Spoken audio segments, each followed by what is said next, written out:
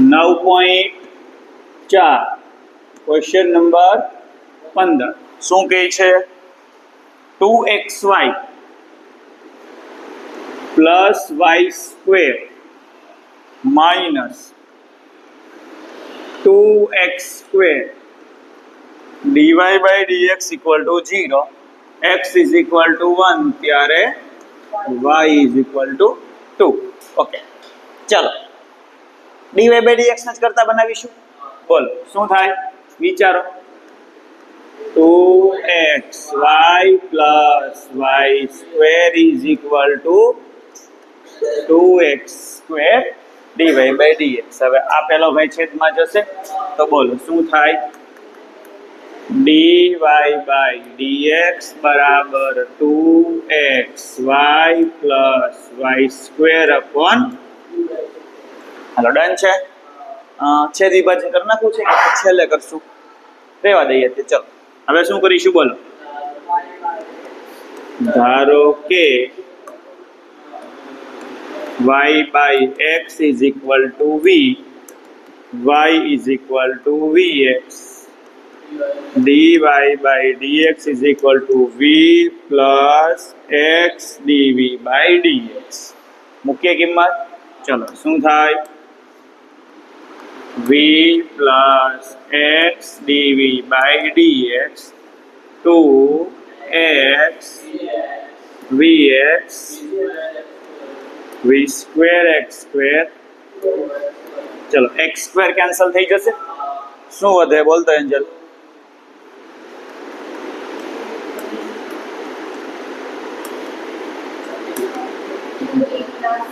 જો 2 ઉડી ગયો x square ઉડી ગયો એટલે v સાચું ને પ્લસ આ 1/2 v square સાચું ને v ઉડી ગયો હું માઈનસ v ઉડી ગયો ચાલ તો ચલો શું થયું x dv by dx બરાબર 1/2 ચલો વિયોજન કરી દઈએ શું થાય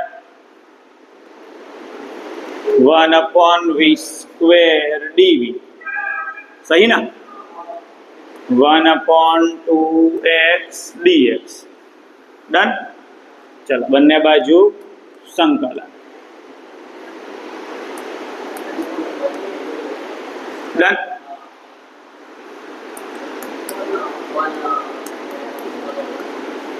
डन चलो v रेस्ट टू -2 નું સંકલન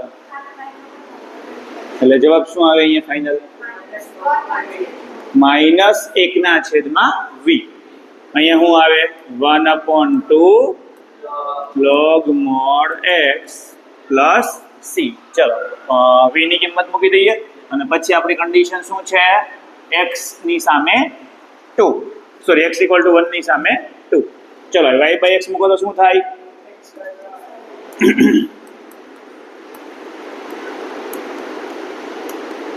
ચલો હવે શું લખીશું બોલો અહીં x is equal to 1 ત્યારે y is equal to 2 ચલો therefore બોલો -1/2 બરાબર 1/2 log 1 plus c એટલે આ 0 થઈ જશે તો c ની કિંમત -1/2 મળશે આ કિંમત ઇક્વેશન નંબર 1 માં પુટ કરીએ તો ચલો શું થાય બોલો જવાબ મેચ કરાવો ચલો થાય છે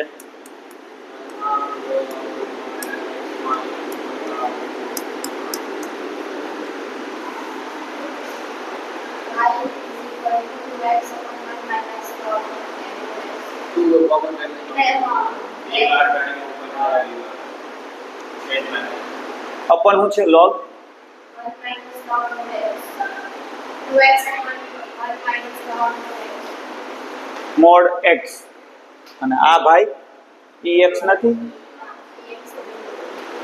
y is equal to x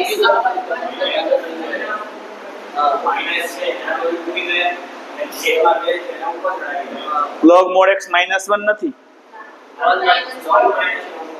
એટલે છે ને પણ ટૂંકમાં હા મને એમ કે 1 છે જ નહીં, હું એવું વિચારું છે ને. ઓકે, તો ચલો શું કરીએ, -2x બરાબર y કૌંસમાં log mod x -1.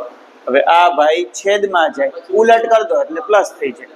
તો ચલો y બરાબર શું આવી ગયું, 2x છેદમાં 1 - log mod x. ચલો આન્સર આવે છે ને, ડન. ચલો નેક્સ્ટ ક્વેશ્ચન જોઈ લઈએ, પછી લખો ક્વેશ્ચન નંબર કા કે છે dx/dy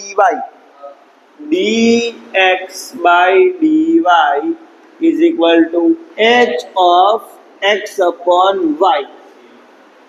રેડી ને, h of x upon y પ્રકારના વિકલ સમીકરણમાં આ ભાઈનો જો ઉકેલ મેળવવો હોય તો કયો આદેશ લેવો પડે, x upon y બરાબર v. શું આદેશ લેવો પડે, આદેશ શું લેવો પડે, શા માટે x upon y જ લેવો પડે સર, y upon x કેમ ન ચાલે, કારણ કે x upon y હવે કોઈ દિવસ ઉલટું ન થાય, વિધેયની અંદર ગુણાઈ ગયેલું છે એટલે ચેન્જ કરી શકો નહીં, એટલે x upon y. ઓકે છે. હવે આ ભાઈ રિફ્રેશ થયા કરશે, હવે હમણાં એનો મેળ નહીં બેસે. ક્વેશ્ચન નંબર 15 લખવા માંડો ને, પોઝ કરી દો. ક્વેશ્ચન નંબર 17 છે. ક્વેશ્ચન નંબર 17 માં 4 ઓપ્શન આપેલા છે, તો ટાઇટલ વાંચો તો શું કહે છે, કઈ ચાલુ કરજે ઘડી. ટાઇટલ વાંચો તો શું કરશે કે નીચેનામાંથી કયું સમીકરણ વિકલ સમીકરણ સમપરિમાણીય છે. કોને કહેવાય સમપરિમાણીય, ઘાત હરખી હોવી જોઈએ. એટલે ખબર આપણે સૌથી પહેલા સ્ટાર્ટ કર્યું સ્વાધ્યાય ત્યારે વિચાર્યું હતું કે આની ઘાત ગણો તો 1 1 1 તો બધે એક જ, 2 2 તો બધે 2 જ. તો હવે આની અંદર જુઓ તો બધે સરખી ઘાત હોય ને એ પાસ, સરખી ઘાત ન હોય તો એ ના પાસ. તો ઓપ્શન એ જુઓ તો ઓપ્શન એ સમપરિમાણ નથી. શું કામ નથી, અચળ પદની ઘાત નથી. જુઓ, કારણ કે અચળ પદ ચાલે નહીં. ચલો ઓપ્શન બી જુઓ તો એમાં xy ની 2 ઘાત છે, xy એટલે 2 ઘાત, પણ x નો ઘન છે એટલે 3 ઘાત, નો ચાલે. ઓપ્શન સી એમાંય 2 ને 1 માં 3 છે, નો ચાલે. ઓપ્શન ડી ચાલે. એટલે ઓપ્શન ડી જવાબ આવશે, કારણ કે ઓપ્શન ડી છે એ સમપરિમાણ છે, કારણ કે dy/dx = એક્ઝેક્ટ કંઈક તમે લેમ્બડા લેશો તો λ0 કોમન નીકળે.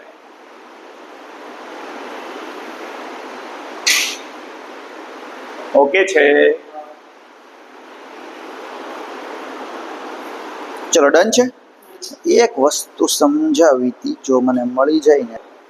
ચલો ધ્યાન અહીંયા, મેં પહેલા વાત કરી હતી પણ તો પાછું યાદ કરાવી દઉં છું કે આપણે જ્યારે f(x, y) લેતા હતા પછી આપણે એમાં અંદર આપણે f(λ) ને ઇન્વોલ્વ કરતા હતા અને પછી આપણે બધી સ્ટોરી પૂરી કરીને છેલ્લે લેમ્બડાની 0 ઘાત બહાર લાવતા હતા. યસ, ઓકે છે. તો ત્યાર પછી આપણે શું કહેતા કે આપેલું વિકલ સમીકરણ છે એ શૂન્ય ઘાત વાળું સમપરિમાણીય વિકલ સમીકરણ છે.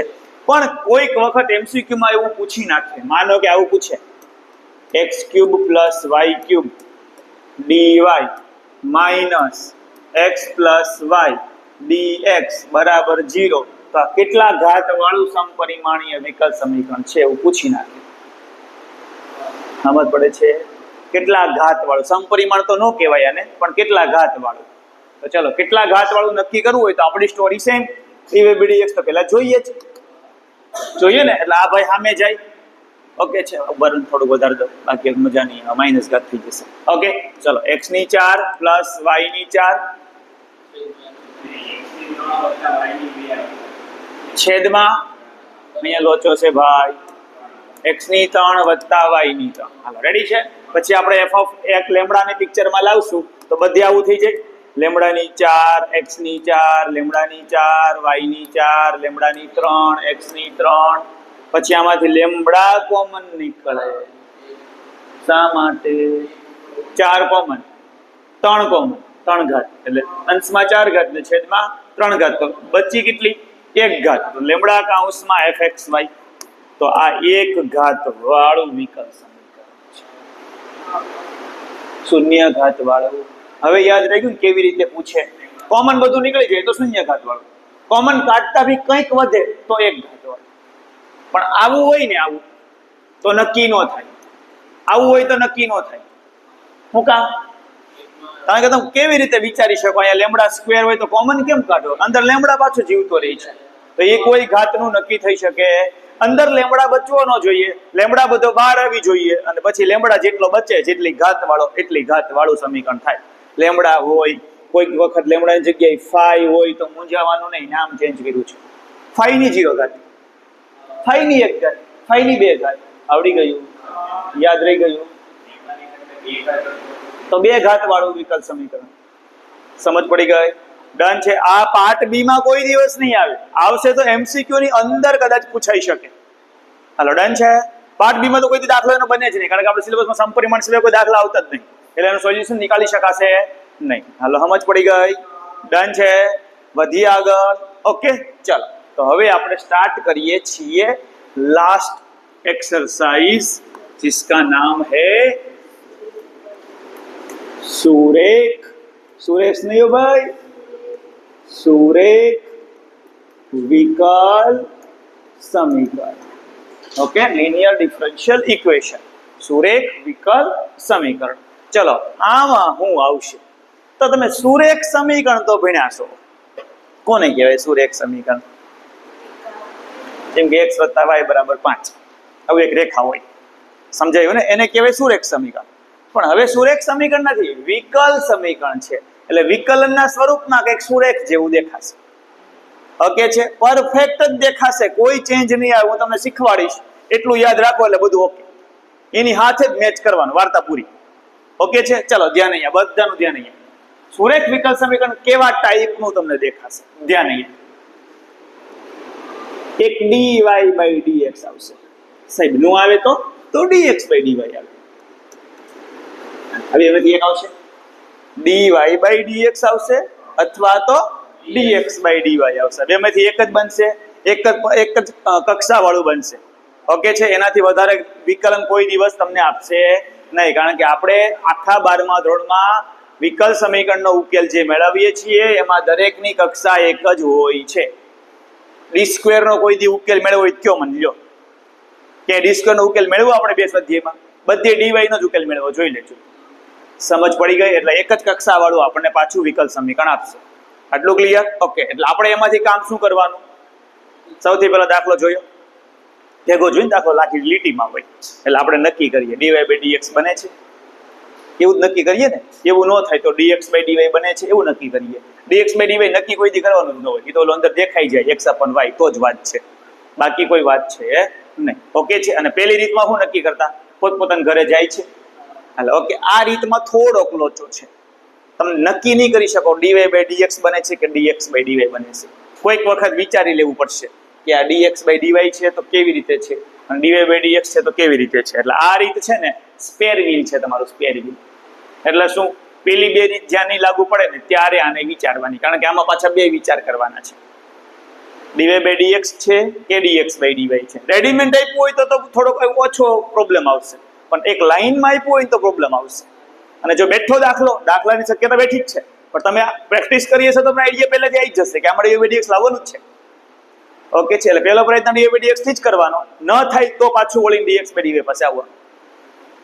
ડન છે. આમાં પેલી સમપરિમાણની સ્કીમ નહીં ચાલે, કઈ કે y/x હોય તો dy/dx જ આવે, x/y હોય તો dx/dy જ આવે, કારણ કે આમાં ક્યાંય y/x હોય જ નહીં. જોઈ લો આખા સ્વાધ્યાયમાં ક્યાંય ન હોય, સામે જતું રહેશે હશે તો. ઓકે છે, હાલો ક્લિયર છે? હાલો આટલું રેડી? ચાલો અહીંયા અવતારો પાછા, ધ્યાન અહીંયા. શું કીધું મેં પાછું? dy/dx અથવા તો dx/dy. હાલો 2 ભાગ પડ દો અહીંથી બે. ઓકે છે, તફાવતના મુદ્દા લોકો તમારે આવે ખબર ને કે હવે નથી આવતું? હજી કેમિસ્ટ્રીમાં એમાં આવતું હશે, આવે છે. ચલો dy/dx અથવા તો dx/dy પ્લસ જ, માઇનસ નહીં, પ્લસ જ.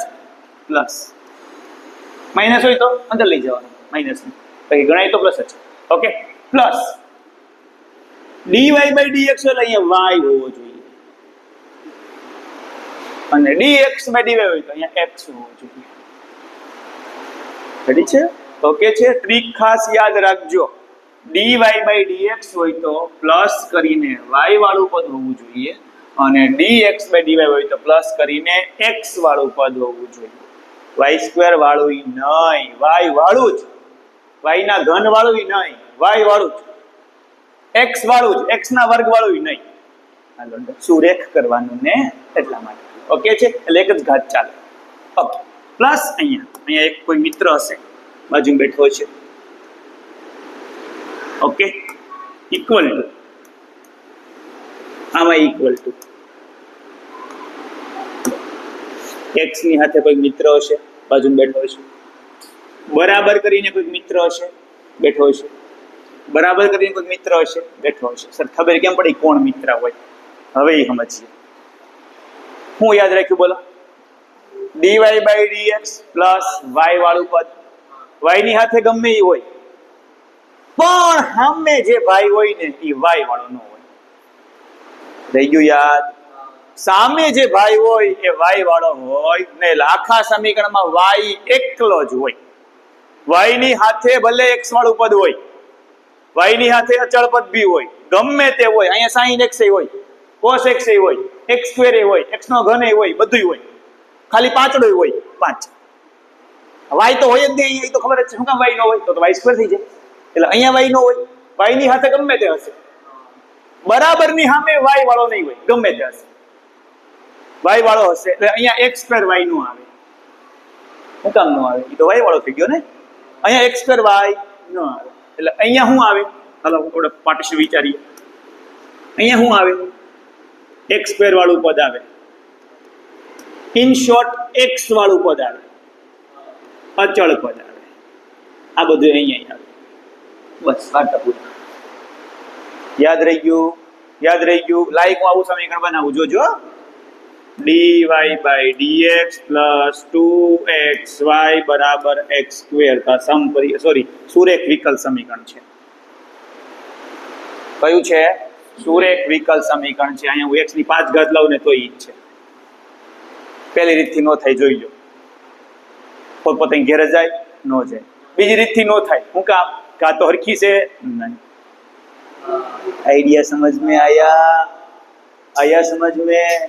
पर हमारे मैच होता है कि नहीं होता? देखो तो આ બોક્સમાં ખાલી જગ્યા પૂરણ કીધું, અહીંયા શું આવે? 2x, અને અહીંયા શું આવે? x ની 5. જોઈ લો. રેડી? ડન. હાલો, સમજ પડી ગઈ? ઓકે છે. તો સુરેખ વિકલ સમીકરણનું સ્વરૂપ યાદ રહ્યું? સ્વરૂપ જો આવું થયું, dy by dx plus py નહીં, py બરાબર q. હાલો, ડન છે. તો p એટલે શું? ગમે તે પદ હોય, y વાળું નહીં, y સિવાયનું ગમે તે. sin x હોય, cos x હોય, tan x હોય, x સ્ક્વેર હોય, 5 હોય, 10 હોય, -20 હોય, 50 હોય, ગમે એ હોય, y નો હોવો જોઈએ એમાં. અને q એટલે શું? ગમે તે પદ હોય, y વાળું નહીં. રેડી ને? એટલે p અને q ગમે એ હોય, y વાળું નહીં. બસ આવું યાદ રાખો. p અને q ગમે તે હોય, y વાળું પદ હોવું જોઈએ નહીં. સેમ આમાં સેમ. અહીંયા p, અહીંયા q. p અને q ગમે એ હોય, x વાળું નહીં. રેડી? p અને q ગમે તે હોય, x વાળું નહીં. હાલો, આટલું યાદ રહી ગયું? સમજ પડી ગઈ? ઓકે. એટલે કામ પૂરું નથી થતું. આ તો ખાલી તમે બેઝમેન્ટ બનાવ્યો છે, હજી માળ બનાવવાનો બાકી છે. ચલો, આટલું રેડી છે? ચલો, આટલું સમજ પડી ગઈ? કોઈને ક્વેરી? કોઈ ક્વેરી? તો આગળ જાઓ. ક્વેરી નહીં ને? વધી આગળ. એક્ઝામ્પલથી આગળ વધીએ તો મજા આવશે, બાકી તમને મજા નહીં આવે. આટલો બેઝ તો બની ગયો. ક્વેશ્ચન નંબર 1 લઈ લે ભાઈ. હાલો, હાથે લઈ આવે ત્યાં મજા જ આવશે. બોલો હાલો. સ્વાધ્યાય 9.5 ક્વેશ્ચન નંબર 1 બોલો તો. dy by dx plus 2y બરાબર sin x. જો તો આપણો મિત્ર મેચ થાય છે? આપણો મિત્ર મેચ થાય છે? જુઓ તો કઈ નાનો લઈ જા. જો થાય છે, જો dy by dx plus y વાળું પદ એની હાથે ગમે તે હોય, જો અચળ પદ અથવા x વાળું પદ, જો છે બગડો, પ્લસ 2 છે, નિશાની સાથે વિચારવાનું. અને અહીંયા જુઓ તો y વાળું પદ ન હોય, બીજું ગમે એવું જોઈ લો, x વાળું પદ હોય, અચળ પદ હોય. હવે ડન છે? ઓકે છે, એટલે આ ભાઈ હારે મેચ થાય છે. આ dx by dy વાળો ભાઈ આવતો નથી, કારણ કે રેડીમેડ જ છે. ચલો આટલું ક્લિયર, હાલો આટલું રેડી, વધીએ આગળ. ચલો શું કહે છે બોલો. હવે આપણે શું કરું, આપેલ સમીકરણને dy by dx plus py is equal to q સાથે સરખાવતા. ડન છે. ચાલો તો શું આવ્યું અહીંયા, p બરાબર 2 અને q બરાબર 60. ચાલો આટલું રેડી, આટલું રેડી. હવે આપણે પહેલો માળ બનાવીએ. ચાલો હવે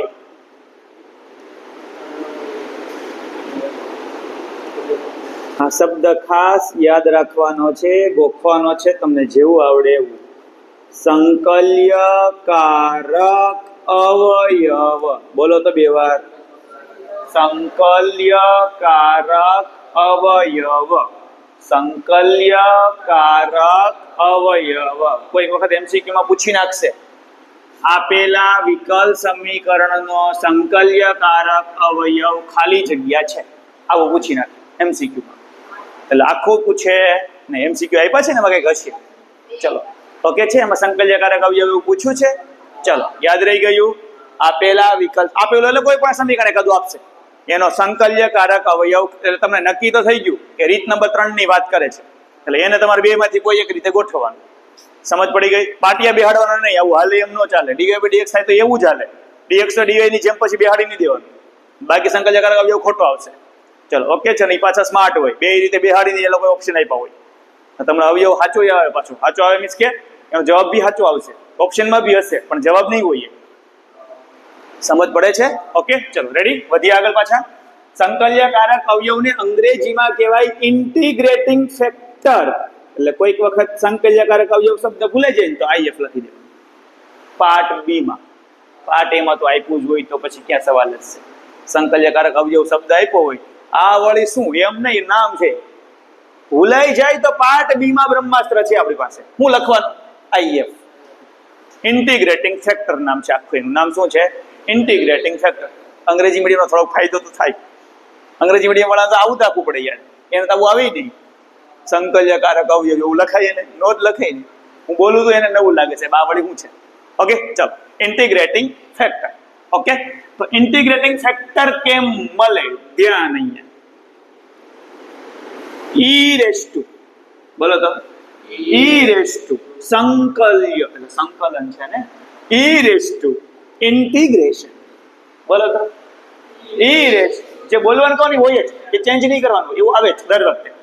e⁻, ઇન્ટિગ્રેશન p, દર વખતે p જ આવે, ગમે એ હોય. dy by dx હોય, dx by dy હોય, ગમે તે હોય, દર વખતે આ તો આવશે જ. આટલું સ્ટેપ દર વખતે આવશે. પછી p dy by dx માંથી લીધો હોય યા તો dx by dy માંથી લીધો હોય, પણ આટલું તો આવશે જ. હાલો ડન છે, ઓકે છે. આ ફરે, આ ફરે ને, શું ફરે બોલો તો આમાં?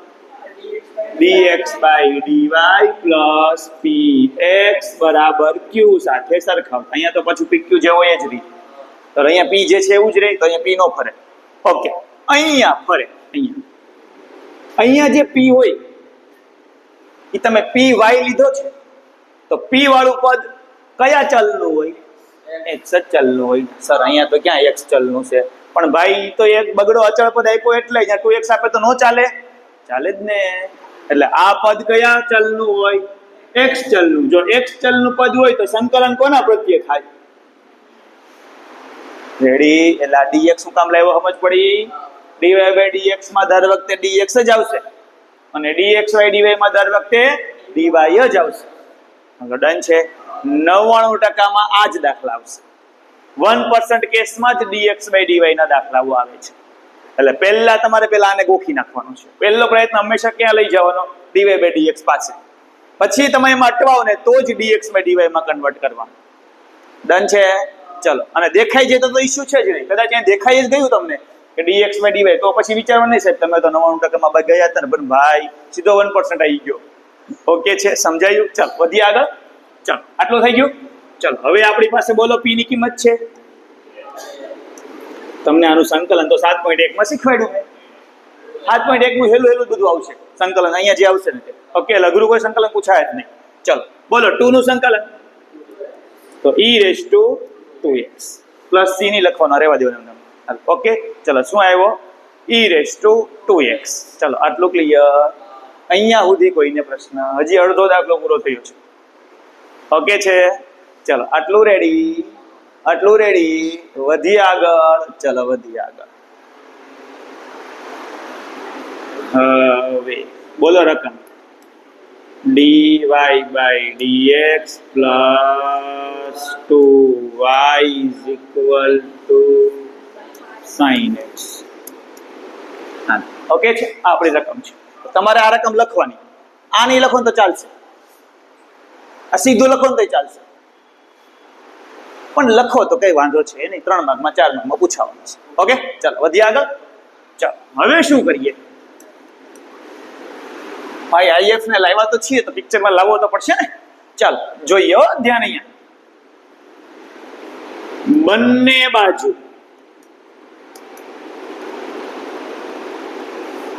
e2x વડે ગુણતા. એટલે આપણે કરવાનો શું ધંધો? બંને બાજુ if વડે ગુણવાના. બંને બાજુ આપેલું જે વિકલ સમીકરણ હોય એને બંને બાજુ if વડે ગુણવાના. યાદ રહી ગયું? એટલે e2x વડે નહીં, if વડે. જે તમને if મળે એના વડે ગુણવાના. હાલો યાદ રહી ગયું? આટલું સ્ટેપ ક્લિયર? હાલો પાછા પહેલેથી બોલો. હાલો હું યાદ રહી ગયું? આપણે સૌથી પહેલા શું કરવાનું? સમીકરણ જે હોય એને કોઈની સાથે સરખાવવાનું. એટલે સરખાવવાનું કોની સાથે? એટલે બે જ વસ્તુ છે, dy by dx વાળી અથવા તો dx by dy વાળી. સરખાવતા ન આવડે, ભૂલી ગયા તો કાંઈ નહીં, ડાયરેક્ટ p ને q લખ નાખવાનું. ભૂલી જાવ તો પછી ખાલી જગ્યા નહીં છોડવાની, તો કે લખાવા નહીં આવે કોઈ. ખાલી જગ્યા તો કોઈ દિવસ છોડવાની જ નહીં. ભાઈ ખબર પડશે આ એક ભાઈ લખવા આવવાનો છે પણ ભૂલી ગયો છે. ખાલી જગ્યા તો છોડવાની જ નહીં. યાદ આવી ગયું તો લખો, યાદ ન આવે તો ગયું સીધું p અને q. ડન છે? સંકલ્યકારક અવયવ રેડી. ચલો એના પછી ડાયરેક્ટ પાછું સમીકરણને કોપી માર્યું અને પછી બે બાજુ શેના વડે ગુણવાના? if વડે. હાલો આટલું ડન છે. વધી આગળ. ચાલો ગુણી દો તો. હાલો હે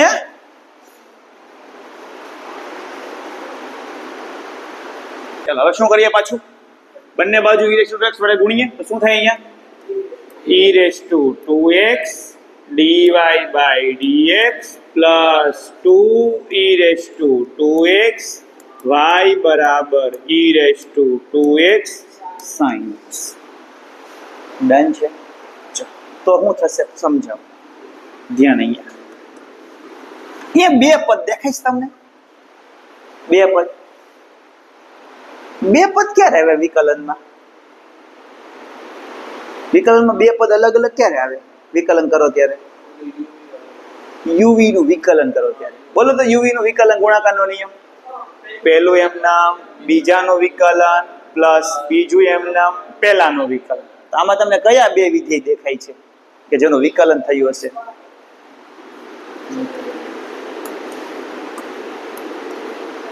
કરો તેનું વિકલન.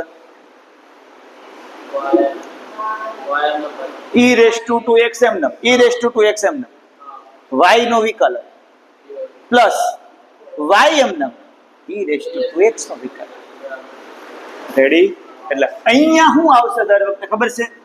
d by dx of y into integrating factor. ગોખી જ નાખવાનું. dy by dx વાળું ફોર્મ હોય એટલે d by dx તો બધે dx dx dx જ આવે. જોઈ લો બધે dy by dx p dx d by dx. યાદ રહી ગયું? બધે dx આવે છે.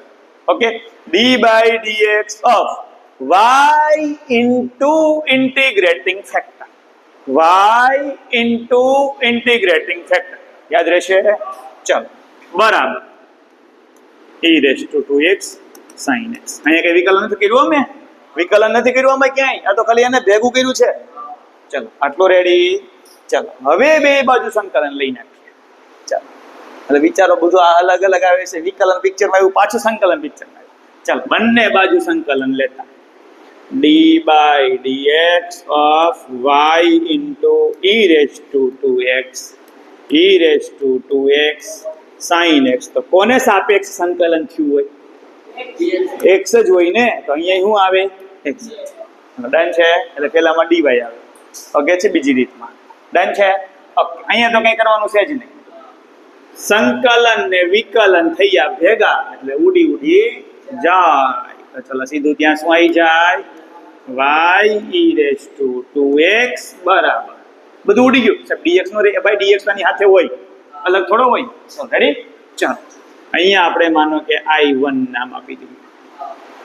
તમને ખબર છે ને I1 નું કામ આપવું પડે, કારણ કે આ મિત્ર અઘરો છે. લિયાટેની રીત કરવાની, એટલે પાછું લિયાટે કરશે ને તો પાછું એમાં લિયાટે કરવાનું આવશે 2 વખત. એટલે પાછું અહીંથી 3 માર્કનો દાખલો બને છે. આ ભાઈ પોતે 8 માર્કનો છે પણ પૂછાય 4 માર્કમાં. ચલો ઓકે છે, સમજાયું? તો આપણે અહીંયા સુધી રાખીશું, I1 થી સ્ટાર્ટ કરીશું. ઓકે છે, ક્લિયર? ઓકે, તમારે આ ગણવાનો છે. જ્યારે પાછો ટાઈમ મળે તો અહીંયા આવજો અથવા તો તમારે જાતે ગણ નાખજો.